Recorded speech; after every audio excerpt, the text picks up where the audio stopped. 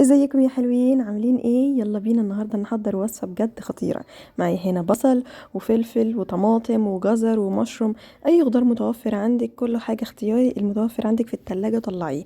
انا حطيت هنا معايا بصل وطماطم وفلفل الوان اصفر واخضر واحمر، وكمان معايا طماطمايه مبشوره ومعلقه من الصلصه، وهبدا كده اقلبهم مع بعض.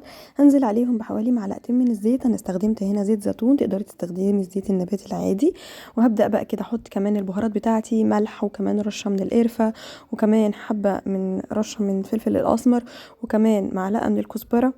وهحط كمان معلقة من البهارات، اي بهارات متوفرة، 7 بهارات او البهارات فراخ. وهبدأ كمان احط عليها معلقة من السكر صغيرة. لو متوفر عسل ابيض هيبقى حلو قوي. كمان هحط عليهم عصرة عصير ليمونة، وهبدأ كده اقلب واعصر بايديا البصل والطماطم مع بعض. معايا هنا البطاطس كمان مقطعها مكعبات، وهنزل كمان عليهم بالجزر. وهقلب كده كله يتنكه بالبهارات بتاعتي. وهبدأ انزل بقى بالدبابيس، هكون غسلاها ومنضفاها كويس. وانزل كمان عليهم بالمشروم.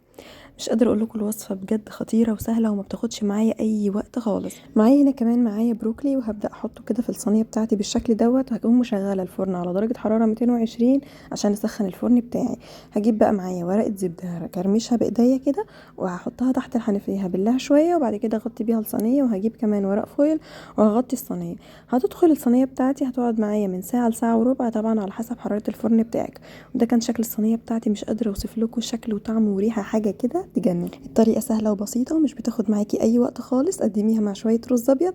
يلا الف هنا عليكم، جربوها وهستنى رايكم.